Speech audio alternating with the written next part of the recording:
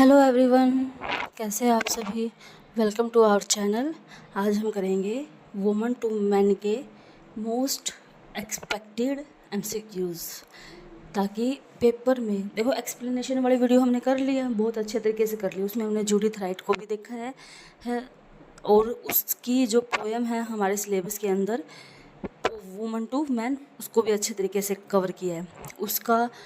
उसकी समरी भी की है और उसके बाद लाइन टू लाइन पूरे टेक्स्ट को भी हमने कवर किया है। अब हम करेंगे जो रिमेनिंग हमारे एमसीक्यूज़ है। इसके बाद हमारा कोई भी क्वेश्चन एग्ज़ाम में हमारी पहुंच से बाहर जाएगा ही नहीं जाएगा।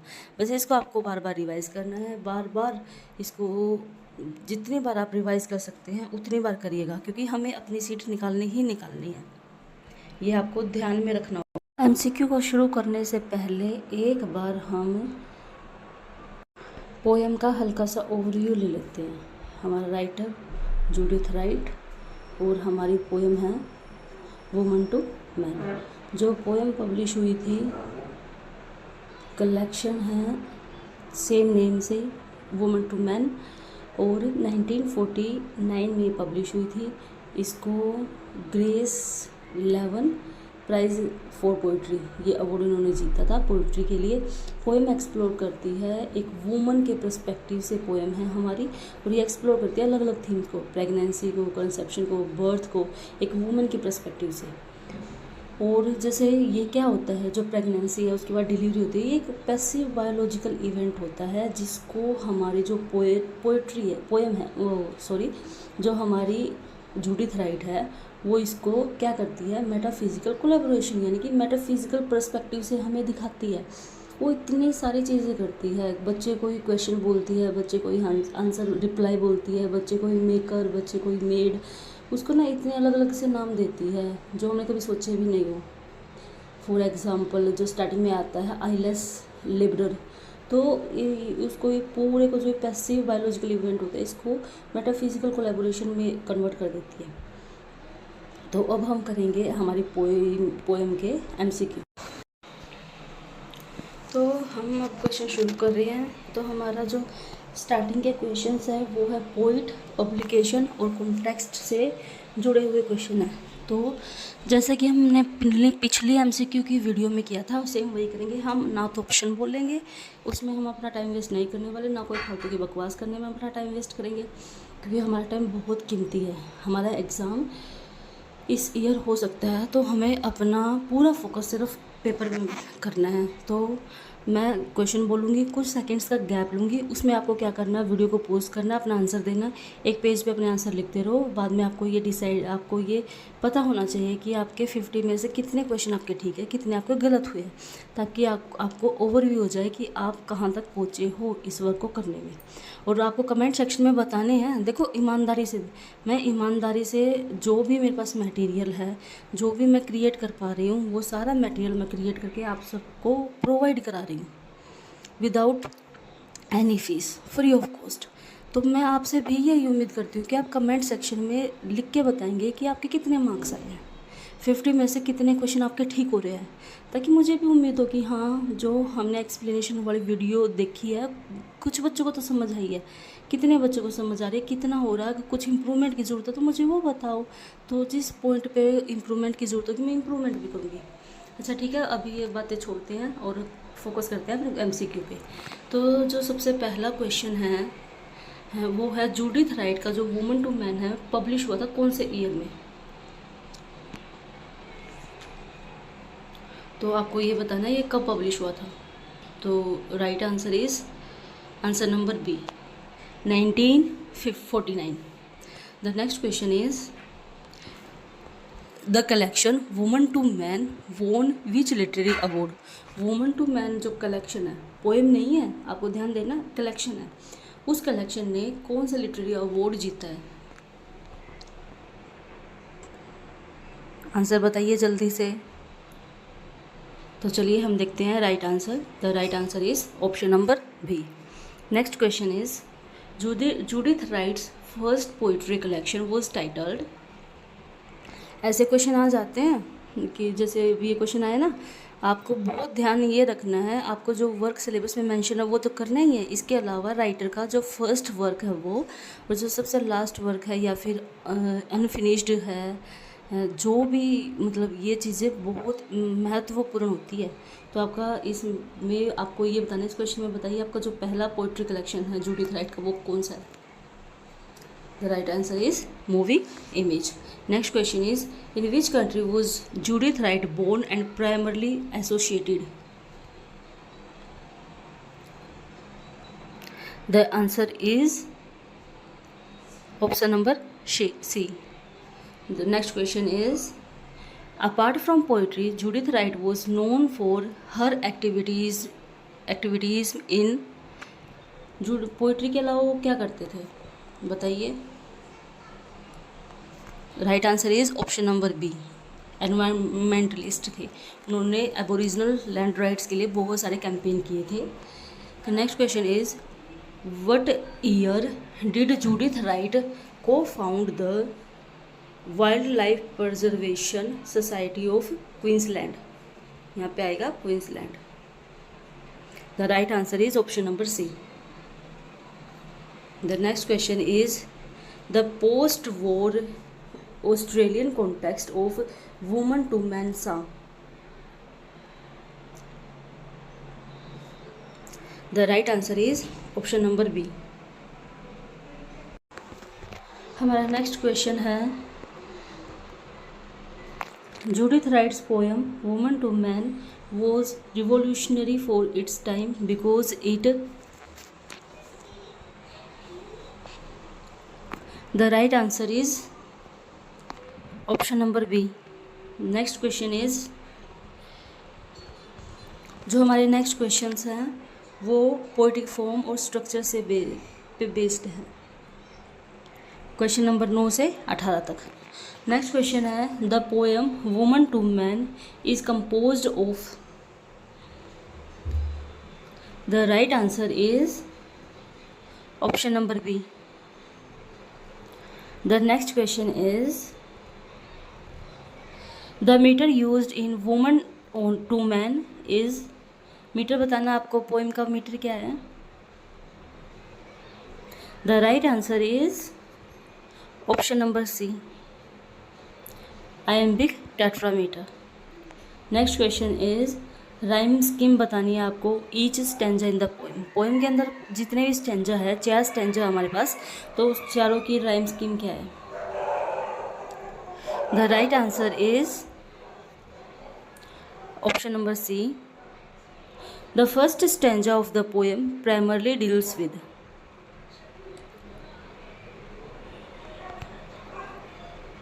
The right answer is option number B. The next question is, the latter 3 stanzas of the poem are often interpreted as presenting.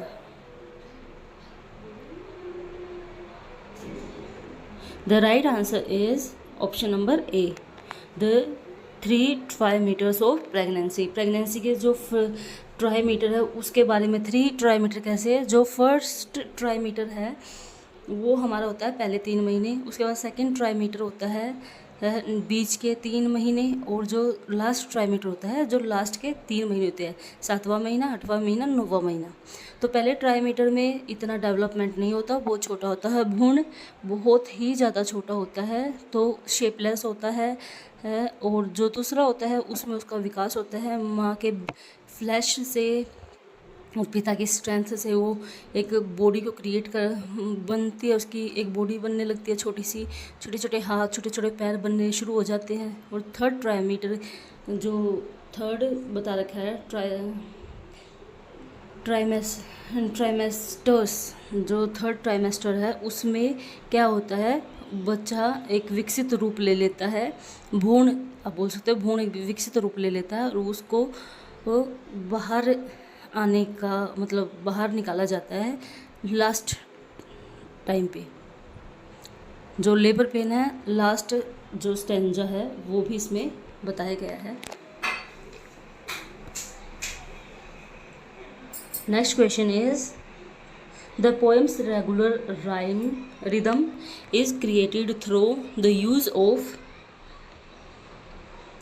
The right answer is option number B. The next question is the anaphora. This is appears multiple times in the poem too. जल्दी से answer बताइए. The right answer is option number B. The next question is the poem's form relating to its content suggests that. The right answer is option number B. The next question is the last line of the poem. Oh, hold me, for I am afraid. Serves to. आपको ये last line याद रखनी है. अपने notes में specific mention कर लीजिए कि लास्ट लाइन है इस पूरी पोएम के टेक्स्ट की, क्योंकि कभी कभी ऐसे कोई अच्छी सी लाइन हो ना जो मतलब फेमस हो, या फिर ऐसी लाइंस को, ओपनिंग लाइन को, एंडिंग लाइन को पूछ लेते हैं कि ये लाइन कौन सी पोएम से दे रखी है, तो ये लाइन आपको याद रखनी है. तो right answer is option number B. Next question is the climax of the poem occurs when. The right answer is option number B. जो अगला सेक्शन है उसमें कोट्स है, लिटरेरी डिवाइसेस है. क्वेश्चन नंबर 19 से लेकर 38 तक पोएम की. The eyeless labourer in the night is an example of. जो फर्स्ट लाइन है, ये ओपनिंग लाइन है, आपको ये चीज़ ध्यान रखनी है. जो ओपनिंग लाइन है वो किस चीज़ का एग्जाम्पल है.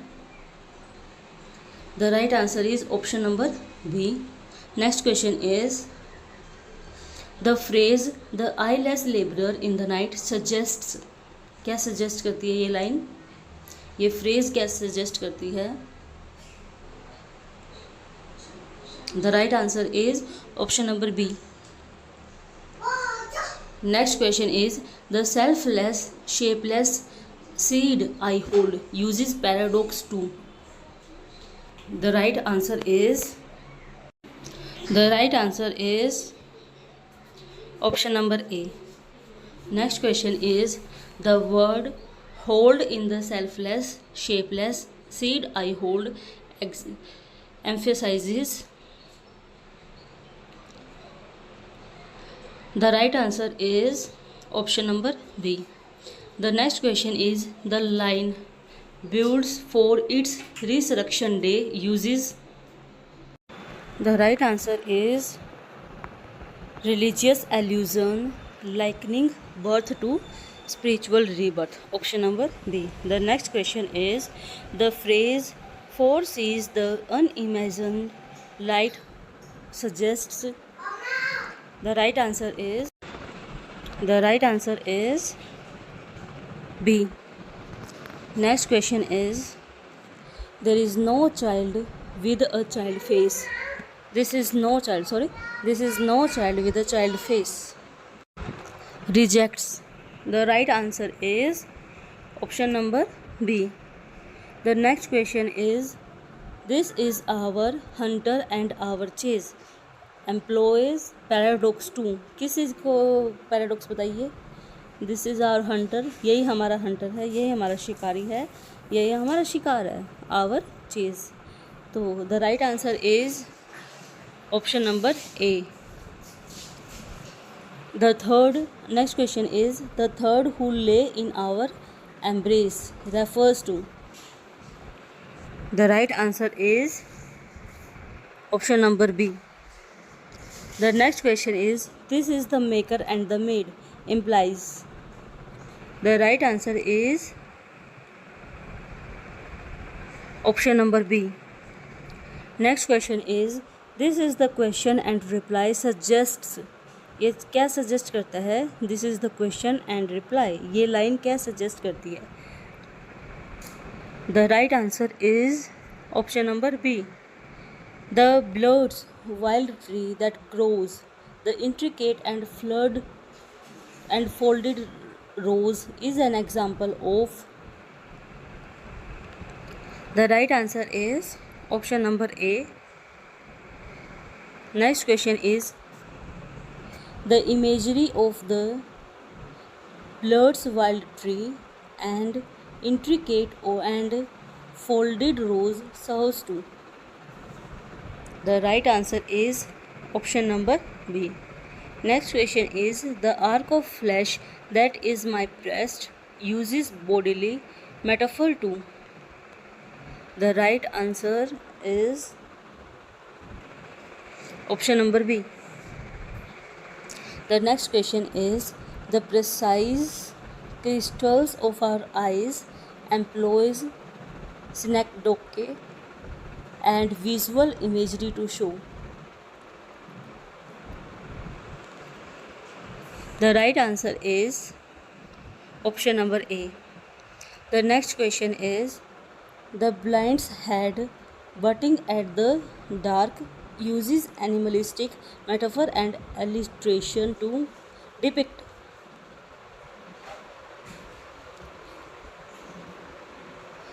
The right answer is option number A.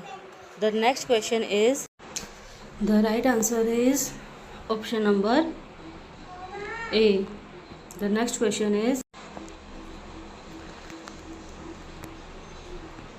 the sibilance in the first stanza, selfless, shapeless, seed, silent and swift, creates.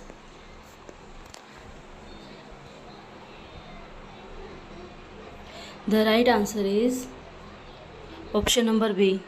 The next question is the alliteration of the B sound in blind, head, booting, blaze, blade, suggests.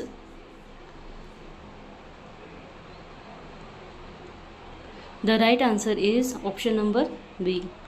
The next question is the blaze of light along the blade in the final stanza alludes to.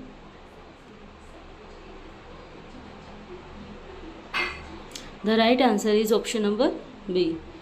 The next question is the poem's representation of the baby as Christ like is supported by which phrase? The right answer is option number B. ध्यान से देखिए इस line को. Selfless बच्चे के लिए use किया है, जो भ्रूण है उसके लिए. शेपलेस सीड उसको बोला है. रिसरेक्शन डे उसके जन्म के वाले दिन को बोला है. और अनइमेजिन लाइट जो ये दुनिया है, ये उजाले वाली दुनिया है, सूर्य जिसमें निकलता है, इस दुनिया को बोला है. तो ये रिलीजियस सिंबल यूज़ किए हुए हैं यहाँ पे. इनको रिलीजियस सिंबल की तरह भी हम ले सकते हैं. मेटाफिजिकल आप बोल सकते हो इसको. नेक्स्ट क्वेश्चन इज, अब जो अगला सेक्शन आता है वो थीम और इंटरप्रिटेशन का है. इसलिए नेक्स्ट क्वेश्चन है the primary theme of woman to man is. The right answer is option number B. The next question is the poem portrays the relationship that leads to creation as. The right answer is option number B.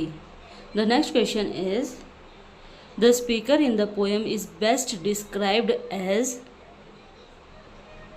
The right answer is option number B. The next question is write challenges patriarchal narratives in the poem by. The right answer is option number B.